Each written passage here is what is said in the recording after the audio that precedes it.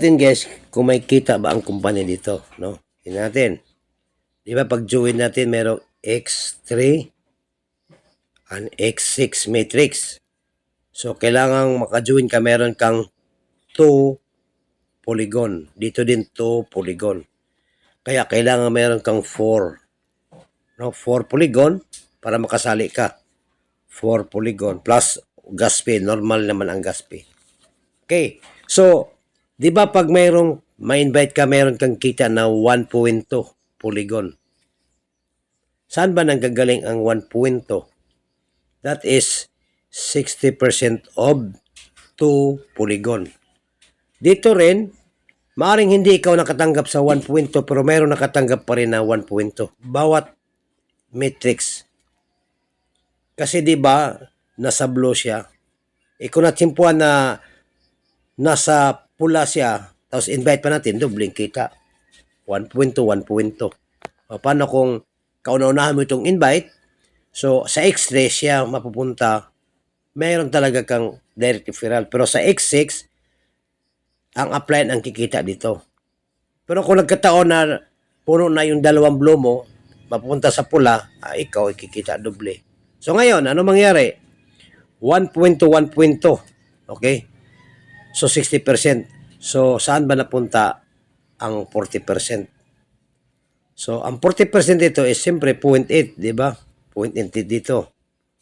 Okay? So saan napunta ang kabuuang bayad niya na magkano kabuuan niyang bayad niya? Okay, ang kabuuang bayad niya, di ba? 4 polygon, di ba? 4 polygon. Okay, 4 polygon.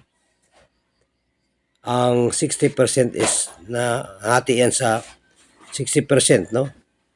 2.4. Saan ba nanggagaling ang 2.4 sa 60% sa 4?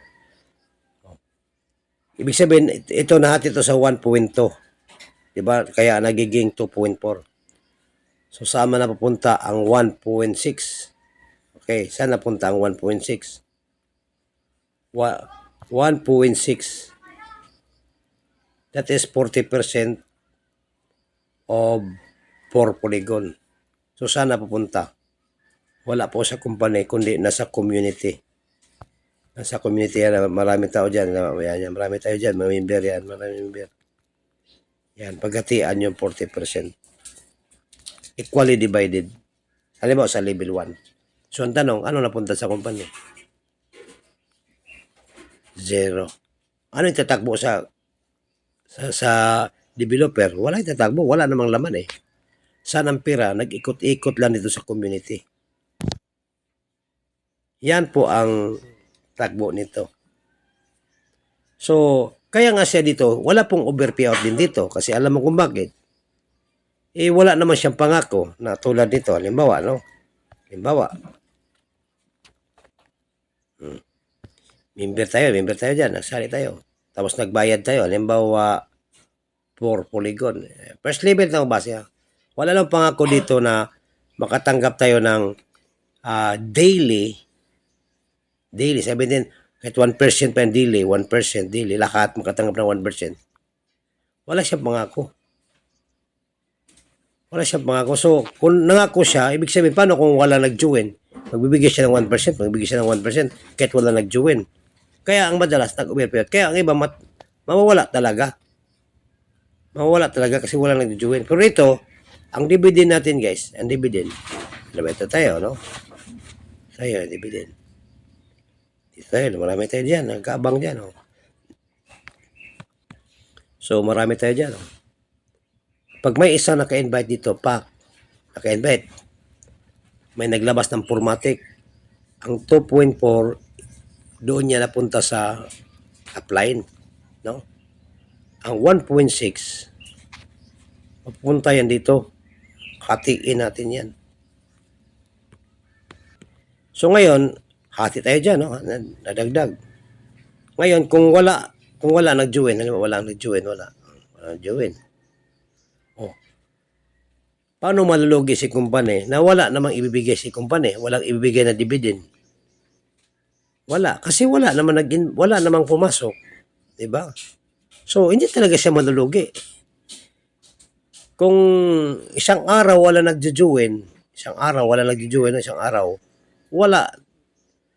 Kung tayo po ay mga sisiw, naghintay tayo ng pagkain, wala. Gutom tayo. Kasi di man siya obligado na magbigay ng pagkain. Pero pag may isang masipag dito, or dalawang masipag dito, or tatlo, or apat masipag, nagsipag-invite, swerte tayo. Mayroon tayo. Kahit yung ikaw, alam mo, ikaw dito, wala ka talagang balak mag-invite. Kahit pa paano, meron ka matatanggap. Kaya dito, paano kung ang lahat ay nag-contribute naman lang ng kahit isa? Imagine mo na lang. Diba guys, kaganda. So, ang takbo ng ating community ay nasa ating kamay. Nasa ating kamay. Kaya tayo po ang may, kaya tinatawag na tayo po ang may control. Kung ayaw natin masipagkilos, wala na rin siya. Kung kikilos tayo, tuloy-tuloy din yan. At ito yung klaseng platform guys na ikaw na lang magsawa, ito nandyan pa rin. Hindi siya mawawala. Okay? So, ganyan ang katangian ng mga fully decentralized. So, may idea ka na. Nasa iyo kung sipagan mo.